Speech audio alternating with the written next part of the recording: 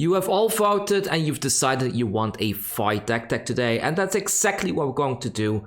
FI is one of the decks that I have available over on my Patreon. I tend to optimize pretty much every meta deck over on my Patreon, so if you're looking for a good deck and some sideboarding guides and stuff like that, my Patreon is the place to be. However, since I have very limited time, I cannot share everything on my YouTube, but today we're going to be covering FI. For you experienced players out there, I have the fully optimized FI list as available on my Patreon, and for the newer players out there, I also made this FI budget list that's a little bit cheaper, $210, still a lot of money, but I think this is the bare minimum you need to spend to be able to play this hero at a competitive level, which is a bit sad to say, but it pretty much all boils down to the fact that you really need a playset of Art of War to make this hero work, because FI doesn't want to block much, and if you cannot push that big combo turn as early as turn 4 or latest turn 5, then you're pretty much losing the game, so you really need the Art of Wars, unfortunately. I know there's gonna be comments asking me, can I replace Art of War? Yes, of course, you can replace it with something like an Uprising, but it's just not as good. It's really not as good, and you really want to get yourself a playset of these if you want to play this hero. That's just the simple fact. The good thing though, because you need Art of Wars, you don't really need any legendaries in this hero, which is kind of good. Like, you can be very competitive with stuff like Blossom of Spring, Crackerjacks, and just a Master of the Pouncing Lynx. However, of course, like I have in my optimized build, I do have a bunch of legendaries in here that just make the deck a whole lot better in general. So what is different in my FI list compared to the FI decks that you see out there? For those of you aware, I am a FI main. I play this deck quite a bit, especially during my coaching sessions. If you need coaching, by the way, yet another plug, you can get coaching sessions over on my Patreon as well. But the one thing that I don't see a lot of FIs do is to kind of prepare for a bit of a blocking plan. And personally, I'm the kind of FI player that really wants to optimize and get the most out of a big Art of War turn. What that means is, like, what I'm looking for when I play in Art of War is I want to push like 25 to 35 damage, and I want to get the opponent to a position that they're pretty much blocking with 2 to 3 cards from hand for the remainder of the game. That does mean though that before I do my big combo turn, I kind of want to push them low enough to a point that the Art of War actually matters. In my case, I consider anyone that is under 28 lives, so like 27 and lower, they are kind of in the range for Art of War to be able to OTK them, that they have to stop blocking with a card from the hand. So generally speaking, if people are above 30 life, I don't really want to go for an Art of War turn yet, because I'm waiting for that perfect moment to strike like a true ninja should. So as you might have noticed to the right there, I run 3 copies of Mind State of Tiger. And you might think to yourself like, yeah, but Mind State of Tiger is not good because it's not an attack, and if you draw into it with an Art of War, you can get kind of screwed. Which is true, it does happen. Like, I have drawn into them in multiples at a time, which has screwed me over once in a while when I finally do my big Art of War turn.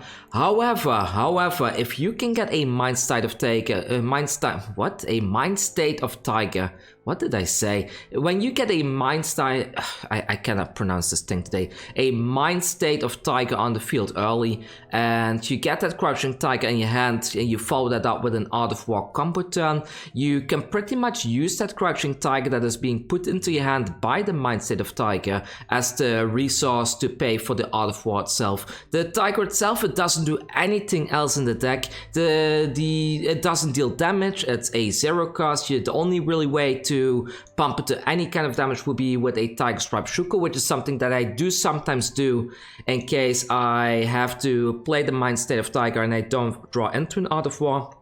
And alternatively, you can also use it as a fuel to put it at the bottom of the deck for a Enlightened Strike, which is another good use for a Crouching Tiger token in general. But using the Mind State of Tiger does mean that when you do go off with your Art of War turn, you pretty much have yet another additional card in your hand. And if you combine that with stuff like your Tunic Resource, you're pretty much working with like 6-7 card hands, and it's very difficult for your opponent to be able to stop that, because it's just a huge combo deck in general, and having these in the main deck is very useful. Because we don't have the Enlightened Strikes in the main deck in the budget build, I did not actually put the Mind State of Tigers in the blue slot, because I feel the Crouching Tigers, because they don't really do much of anything, it is kind of important to have some kind of a use out of them. And when you can put them to the bottom of the deck with an Enlightened Strike, that is very good, that is very useful. However, if you don't have that available to you and your only way to really utilize them is just the Art of War, I think it's no longer worth it to run them, and that's why I don't put that combo line in the budget list. But you could if you wanted to. If you like a really high roll kind of fight deck that really goes nuts with a completely sick combo turn, you could definitely put this in here and just take the Philosopher's out. But if you do take the Philosopher's out, then you probably should take the Breaking Skills out as well. What to replace it with, I'm not sure, but you probably can just put like an extra sideboard tag in your sideboard or something like that. So what else is different in my list? Well, as you might have noticed at the very top, my decks have like a 57 deck total. So in my optimized list, I actually have a +3 system. What that means is that when I sideboard for Fi, I want it to be as least mentally taxing on myself as possible, because if you go to a big event, there's a lot of rounds, and the more you need to think about stuff, and the more you need to consider stuff, the more that you're basically draining yourself from energy and stuff like that. So I like to make my sideboarding as easy as possible. So because of that, I like to do a system that I call a +3 system, which means I have a 57 card deck, sometimes a 54 card deck if I use a +6 system, and then I just add 3 cards from the sideboard into the main deck. Which cards I add kind of depends on which matchup I have. Like if I'm up against a Dromai, for example, I will bring the Kodachis and the Mars of Momentum, which means that the Double Strike is not useful anymore. Double Strike, I have it usually in my main deck as a searcher for the Mars of the Pouncing Link, so that if I do end up in a situation that I have 2 finishers in hand already, let's say I have 2 Salt to Wounds in hand, or I have 1 Salt to Wound in the arsenal, then it doesn't really make sense to use the Mars of the Pouncing Links to fetch yet another copy of Salt to Wound out of the deck. So in those situations, I like to use the Mars of the Pouncing Links to fetch myself a Double Strike instead, because this has an extra chain link, which means that if it does hit, I can get like double the value from a double Salt to Wound in general. So that's why I have 1 Double Strike in here together with the 2 Take the Tempos. Those are usually the 3 cards that I add in. However, there are matchups like Guardian where you just need to sink below, so you cannot bring that combo. Or like I mentioned with Dromai, that you bring the Kodachis, then Double Strike is dead, and I bring the Ronin Renegade instead. And that's pretty much how I roll. I also have 3 energy potions in the sideboard. I use them against the Icelander matchup. One of the very difficult things that I find with Icelander is that when you go into your combo turn, and the way that I build Fi, I really want to go into that combo turn. If they suddenly hit me with something like a Blizzard, and I cannot pay for those resources, or they hit me with an unexpected Frostbite, then I kind of lose the game on the spot, which is something that I just don't want to do. Because of that, I run 3 copies of Energy Potion. It has, again, it's gotten me into trouble that I've drawn into multiple of these. And when that happens, it really sucks, especially if you do your Art of War turn and you draw into energy potions instead of attacks. It just feels so incredibly bad. However, I would say the odds of these actually winning you a game versus losing you a game, it's better to just have them as a tree of, to be able to get one onto the board consistently early on against Icelander, because the moment you have one of these live, you're pretty much good to go. Barring something like a Channel Lake Frigid, you can pay for something like a discard effect if they use an Aether Ice Vein on you. You can pay for a Blizzard, you can pay for an additional Frostbite, for example, that you don't really want to pay for. You just crack this thing in response to them trying to put a frostbite on your side of the field, and those 2 extra resources can really get you very, very far. On top of that, since these are 2 resources, that also means that once you have an energy potion on the field, if you draw into like a second or a third Art of War in a later turn, you can always crack these and then go into another combo turn straight after that. Usually you don't have to master the pouncing links at that point anymore, which does mean that you're usually dealing like 7 damage less with your combo, but it's just good to have it in general. Against the FAB mirror though, I do run myself 2 copies of This Round's on Me.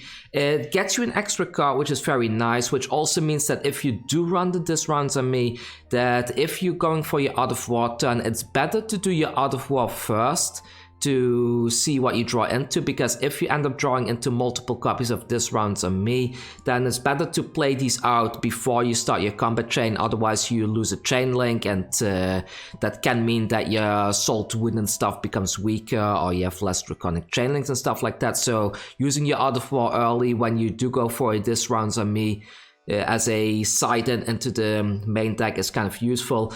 Against FAB, I tend to bring the double strike and 2 This Round's on Me. I don't bother with things like Sink Below and Energy Potions and all that stuff, because I kind of feel I want to get them low enough and then combo them off as soon as possible. Which also means that if you're up against a FAB deck, and this, I guess for those of you that are far enough into the video now, I'm going to share this with you now. If you're up against an opposing FAB, it is very good to keep in mind that if they go off with their combo turn, they're going to be dealing like 25 to 35 damage to you. This is very important to keep in mind, because what you want is you want to get into a situation that you can pretty much take a full combo turn and then combo back with your own combo onto them instead. So that does mean that in the very early game you do need to be thinking about blocking a bit more than you normally would. Personally, I try to keep my life total above 34 after turn 1. I try to keep my life total above 28 around turn 2. So if turn 3 rolls around, which is usually the turn that they go for the big combo if they have the third counter on the tuning available to them, that I can pretty much take the full ton of damage, maybe block with something like my Tiger Strike Shuko, and then once I'm still alive at maybe like 5 or 8 life, I can then follow that up by doing the full combo in my turn as well, so that they are the ones that have to block, that they are the ones that are low on life, and that in my case I can then just take over the tempo for the rest of the game and just keep on pushing stuff into them and keep on making them block with the full hand, which a FAB deck is not really good at. So you should really go and plan better with your breaking points when you're up against FAB, which is also the case if you're not a FAB player. Like if you are, for example, like let's say you're a brute player like Reiner, you want to keep your life total high enough that if they do go for the big combo turn, that you can take the full damage and then combo off with your own combo turn and response. Doesn't always work out, like sometimes your combo just isn't ready, but it's the safest way to be able to win the mirror match in my opinion, and it's something that a lot of you should probably work on a little bit. There are more breaking points of course, and there are a lot more tips that I would give a FAB player in general. However, if you want to become a really good FAB player and you really need help to figure the deck out, I would really suggest hire me for some coaching sessions, and I will definitely help you out to figure out all those lines. So let's compare the decks a second then, shall we? So we have the budget list on the left, which is a $210 build, and we have the ProQuest FAB, I called it because this was the deck I was planning to play at the ProQuest, but unfortunately due to circumstances I was unable to attend any ProQuest this season. Still a little bit sad about it, but I do get to attend the Battle-Hearted next week, so at least I get to play a bit of competitive FAB there. So as you can see is that for the budget list, I tend to run Blossom of Spring. If you want to play the fully optimized build and you want to save a little bit of money, I think Blossom of Spring is a perfect alternative to the Fiendel Spring Tunic. It does mean that you have one less block available to you in the entire game, but usually you only get one activation out of your Fiendel Spring Tunic anyways, and usually when you activate it is at the beginning of your turn regardless. So Blossom of Spring is a very good alternative for anyone that wants to play the more spicy build on a budget. As for the glove slot, we do have the Breaking Scale and the Cracker Jacks. I think the Cracker Jacks is the better item here, simply because it helps you to push that extra point of damage. But I don't feel that the Tiger Stripe Shuko really has a proper replacement to it, simply because this thing can block 2 damage, which can be very important, especially in the mirror matchup where you block 2 and stop a Soul to Wound additional trigger and stuff like that. So I think that Tiger Stripe Shuko is kind of a staple in the deck, but at the same time, you know, like the games you are losing, you block with it, but the games you're winning, you don't really need it kind of situation. So it's a staple, and at the same time, it's not a staple. So therefore, I do feel it's hard to replace, but at the same time, it's definitely replaceable with either of these. But if you can upgrade your budget build, definitely get yourself a Tiger Stripe Shuko. It's probably the more important upgrade among all these things here. So for the people that want to go from Progress to a little bit more budget, get yourself a Blossom of Spring. And for the budget players that want to go a little bit more competitive, get yourself a Tiger Stripe Shuko. That's pretty much all I want to say. Muzzle Momentum, it's great against the Dromai matchup. However, I don't think you really need it against Dromai. Like the Dromai matchup in general for Fi is relatively easy, and if you bring your muzzle to Bouncing Links and you just combo them off, then usually you can manage to do it. But I do suggest that if you do go up against the Dromai, do bring the Kodachis, because you do want to continuously keep clearing those dragons before you go into your big combo turn. So the Kodachis are definitely still important, and the Kodachis are very nice together with the Muzzle Momentum, by the way, because you can Kodachi like one dragon, Kodachi another dragon, then use an attack on one dragon, and you already get your Muzzle Momentum trigger, getting you an additional card, and then you can just continue from there. So, and Light and Strike, I replaced them in the deck. I don't really remember what I replaced it with. I think it's the Ronin Renegade. Yeah, I put 2 extra Ronin Renegades in the main deck here, and I think I put another card, but I'm trying to see which one it was.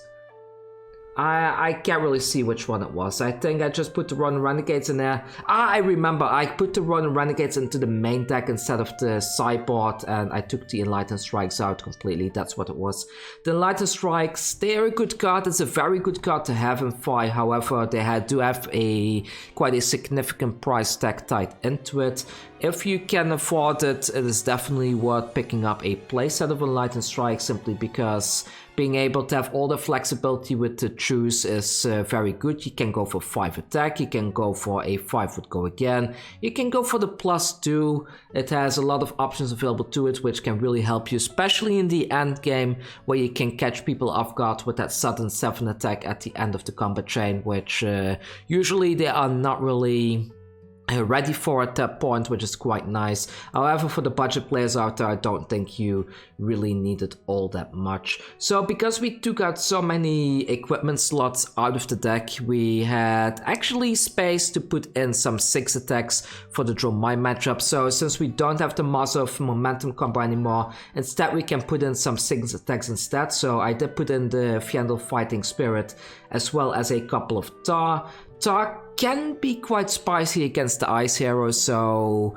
if you're running the deck on a budget, you can definitely bring 2 copies of Tar against Icelander, which is also why that in my full-on budget build, I have a 55 card main deck, as you can see. So the main deck is 55 cards, and instead of the +3 system, I have a +5 system here, where I add 5 cards from the sideboard into the deck. For Iceland, that would be Tar plus the 3 energy potions, for example. Against aggro decks, that will be Take the Tempo and the 3 Ronin Renegades. Against something like a Guardian, it depends. If you're up against a Bravo, you bring the Sink Belows and the Take the Tempo. So however, if you're up against a all team, you can definitely go for the sink belows and bring yourself the tar. So if they do swing with a Frosty Hammer, you can just get rid of a tar from your graveyard in order to pay for that Frostbite. All in all, I think both of these versions have a lot of potential to them. Of course, the fully optimized build has a slight edge over everything, but a lot of the stuff I put in my optimized build are very situational, and a lot of stuff that are more like a byproduct of playing this deck for a long time, having a lot of experience with it, which is something that a lot of newer players don't really have. So the real nuances of navigating this deck to its fullest potential is something that might just completely bypass a new player anyway. So therefore I do think that the budget of both the budget build and the Progress 5 build will do more than fine in a new player's hand. The deck is relatively easy to navigate, the combat lines are pretty straightforward. You do get into some troubles once in a while, that for example that you play a Belittle and then you try to swing with something like your Searing Emberblade and then only realizing like, oh shit, my Belittle was not a Draconic Chainlink, which is something that I had difficulty with in the very beginning because I adopted Belittle into the build rather later on. However, you do get used to it, and once you're playing for a while and you have made a couple of mistakes here and there, you should start to be able to play this one to a very significant level. Another combo line that I personally really like is having the Flamecall Awakenings in the main deck, because what happens is if you have Flamecall Awakening in your main deck, and let's say you're in a situation where you draw into Flamecall Awakening and you have 3 other red cards in hand. You don't have a blue to pitch, then the Flamecall Awakenings kind of act like a mini Belittle, because what you can do is you can play a 0 cost with Go Again, for example the Rising Resentment. So you play Rising Resentment, 0 with Go Again, then you pitch a red to play your Flamecall Awakening. This one lets you then, because of the effect, fetch a Phoenix Flame straight from your deck, so you grab yourself a Phoenix Flame, and then after the Flamecall Awakening you play the Phoenix Flame, which will be your 3rd Chainlink, and then you can use Fire's ability to fetch the Phoenix Flame that's in your graveyard back to the hand, and then you can pitch that Phoenix Flame in order to pay for something.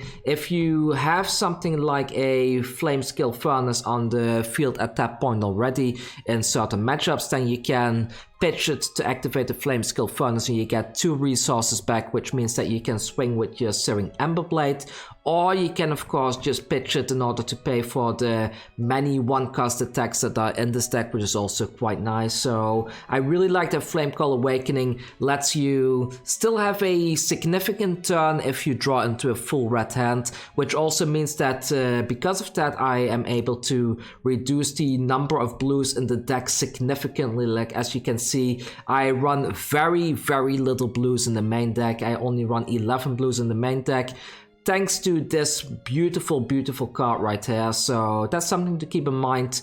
That does also mean that if you're up against Icelander, you do need more blues in your deck, so that's why we do have the energy potions here to kind of increase the blue count a little bit, and also have that combo potential of putting an energy potion on the field very early.